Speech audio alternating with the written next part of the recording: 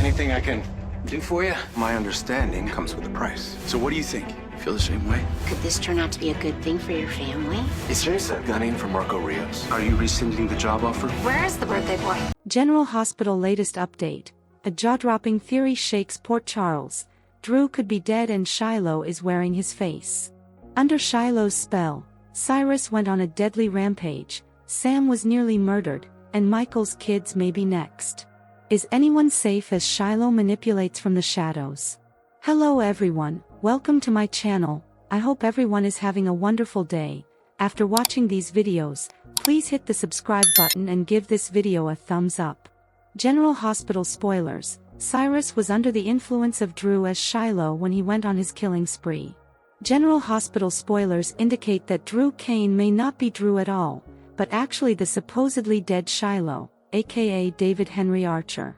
Something happened in prison when Drew was doing time for insider trading to protect Carly Spencer. Not only was Drew severely beaten, but Cyrus Renault was always present at the time, and may be involved in the nefarious scheme where Shiloh replaced Drew. This could be the case, as Cyrus became a devoted follower of Dawn of Day during his prison time, courtesy of Shiloh. Shiloh would want Sam McCall to pay. If Drew is in fact Shiloh himself, Shiloh would have a major score to settle with Sam McCall. Not only did Sam attempt to kill Shiloh, Sam undermined Dawn of Day in an attempt to take down Shiloh. If Cyrus was a new follower of Dawn of Day, he could be under Shiloh's spell, and Shiloh coerced him into killing Sam out of revenge. While Cyrus may have had his own reasons for wanting Sam dead, i.e. she got in the way of God's plan for Lulu Spencer, Shiloh could have ensured that Cyrus did her in to make sure she pays for what she did to him. Not only that, this would ensure that he has custody of Drew's daughter, Scout Kane. Shiloh would want Scout because she is Sam's daughter, and that could also be why he is posing as Drew. Shiloh continued to control Cyrus Renault. Unfortunately, Dex Heller was collateral damage, as he saw Cyrus that night lurking around General Hospital, and he could have implicated Cyrus in Sam's death. After Cyrus killed Sam, Dex had to be next, in order to keep the truth from coming out. Shiloh would have to make sure that that secret is protected as well, in order to keep Cyrus on his deity path. Shiloh would want to take out Michael Corinthos and custody of the children. After Michael Corinthos was injured significantly in the explosion at Sonny Corinthos's penthouse, Drew as Shiloh could have seen this as an opportunity. It appears that Drew wants custody of Wiley Corinthos and Amelia Corinthos, and Shiloh would have a vested interest in Wiley especially. This is because he believed him to be his son with Willow Corinthos. Willow signed paperwork giving Drew custody of her children if anything happens to her, and Drew returned custody of Scout. Shiloh would want the children to be raised under him and influence them under the Dawn of Day. Shiloh would have to get Michael out of the way first to ensure that he gets custody of Wiley, and he coaxed Cyrus to go to the hospital and make sure that Michael dies from a digitalis injection. The plans went awry, and Michael is still alive. That doesn't mean that Shiloh won't strike again, as he seems to be determined to ensure that he has custody of Wiley, Amelia and Scout. Cyrus was under Shiloh's thumb the entire time, and no one even knew it. What do you think? What do you think? Do you think that Cyrus was under Shiloh's influence when he committed his Angel of Mercy killings? Is Drew really Shiloh? Does Shiloh want Wiley, Amelia and Scout for himself? Keep watching General Hospital weekdays on ABC, to find out if this shocking development takes place. Today's next update: Sonny's sacrifice, stranded Molly's hero and Joe's clue for Lulu. General Hospital recap reveals that Sonny Corinthos, Maurice Bernard, made a sacrifice while stranded Molly Lansing Davis, Kristen Vaganos, got a hero. Giovanni Palmieri, Giovanni Mazza, also had a clue for Lulu Spencer, Alexa Havens Bruning, so here's how all Thursday's General Hospital drama played out. On a road near the Quartermain estate, Cody Bell, Josh Kelly, strolled up on horseback and saw that Molly had a flat tire. Although Cody tried to change the tire for Molly, the spare had a hole in it and couldn't be used. Cody suggested the backup plan instead and convinced Molly to get on the horse with him, so they shared a close, awkward ride together. At the Quartermain mansion, Harrison Chase, Josh Swickard, talked to Brooklyn Quartermain, Amanda Seton, about his desire to be a dad, so they got on the same page about adoption being the way to go. Brooklyn and Chase discussed a baby as an option, but they were also open to adopting an older child. As Jordan Ashford, Tanisha Harper, packed up her things in the deputy mayor's office, Curtis Ashford, Donnell Turner, stopped by to fish for the real story behind her resignation. Curtis wasn't buying that this was just about Jordan and Laura Collins, Jeannie Francis, not seeing eye to eye on Sonny. The only other time Curtis saw Jordan act like this was when she was undercover, so Curtis pushed for answers. Jordan didn't want to lie to Curtis again and damage their friendship, so she urged him to back off. Curtis finally agreed to respect Jordan's privacy on this, but he wanted her to reach out if she needed his help. At Sonny's place, he hosted a birthday party for Dante Falconeri, Dominic Zamprogna. Dante could tell that something was bothering Rocco Falconeri, Finn Carr, so he pushed his son to open up while they were outside. Rocco admitted he'd been looking at the press conference backlash and all the awful comments about Laura Collins, Jeannie Francis, connection to Sonny. Since Rocco viewed himself as the link between them, he felt responsible and was wary of Sonny coming to his debate when Laura was going to be there. Sonny overheard Rocco's concerns, so he assured his grandson that he'd just watched the video Dante made of the event later. Olivia Quartermain, Lisa Lociro, found out Sonny wasn't going to Rocco's debate and ranted since he played it off like business was getting in the way. Dante privately suggested they could tell Olivia the truth, but Sonny wanted the heat on him instead of Rocco. Lulu, Gio, Christina Corinthos Davis, Kate Monsey, Donna Corinthos, Scarlett Spears, Danny Morgan, Asher Antonazan, and Lois Cerullo, Rena Sofer, were also guests at Dante's birthday bash. At one point, Gio wound up talking about his mother traveling right up to his birth, so Lois looked uncomfortable as she tried to steer the conversation. Lulu heard about Joe's mom supposedly going into labor mid-concert and having him in Los Angeles. At the law office, Lucas Jones, Van Hansis, found out Marco Rios, Adrian Anchondo, was Jen Sidwell's, Carlo Rhoda, son, but Marco insisted he didn't lie after Alexis Davis, Nancy Lee Grahn, joined the discussion.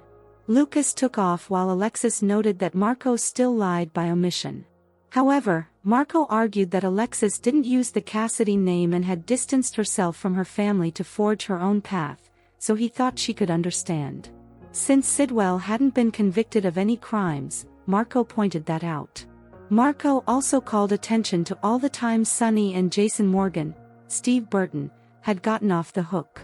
Although Marco wondered if Alexis would rescind the job offer, she needed to talk to Diane Miller, Carolyn Hennessy, first and made a prediction about doing a thorough background check. At Carly Spencer's, Laura Wright, place, Felicia Scorpio, Christina Wagner, relayed Max Scorpio's, John J. York, concerns about the referendum and how this would affect Laura. Felicia suggested Carly could help get Sonny on board with what the voters decided, but Carly was hesitant to get involved and expected Sonny wouldn't just accept defeat. Afterward, Lucas arrived and gave Carly updates on Jason seemingly threatening Marco earlier.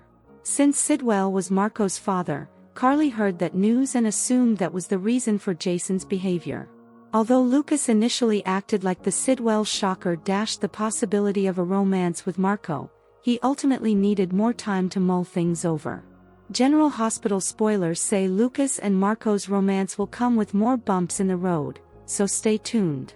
Today's next update: family welcomes, tempting offers, prudent advice. General Hospital spoilers and updates for Friday, April 18th. Tease family welcomes, tempting offers, and prudent advice. Olivia Quartermain, Lisa Locicero, gives a family welcome, Jordan Ashford, Tanisha Harper, receives a tempting offer, and Carly Spencer, Laura Wright, gives prudent advice. Not a done deal. At the deception office, Maxie Jones, Kirsten Storms, is taken aback by a phone call as Brooklyn Chase, Amanda Seton, watches. Maxie is stern as she tells the caller that nothing is ironclad. She's definitely upset with the caller, and soon she'll let Brooklyn know what's happening. Whatever the caller is talking about, it's definitely not a done deal. Sounds like it's back to the negotiation table or the drawing board. Family welcomes. At the Quartermain mansion, Olivia talks to Sasha Corbin, Sophia Matson, during the Friday, April 18 episode and tells her she's well on her way to becoming a true Quartermain. Of course, as far as Olivia knows, the baby she's carrying is Jason Morgan's, Steve Burton, although it's actually Michael Corinthos, most recently played by Chad Duell. But then Michael is actually a Quartermain and only a Corinthos by adoption. His birth father was A.J. Quartermain, Sean Cannon. But Sasha smiles at Olivia's family welcome, even if she's not marrying either Jason or Michael. Exaggerated response. General Hospital spoilers note that Emma Scorpio Drake, Braden Bruner, looks skeptical during a preview clip for tomorrow's show, as Jocelyn Jacks, Eden McCoy, asks her, "Doesn't this seem a little blown out of proportion?" The two are competing for the position of Professor Henry Dalton's, Daniel Goddard, assistant, but for Jocelyn, if she fails it's a blown mission. Emma has already caught up with the class, and Dalton was impressed. Jocelyn's still studying her head off.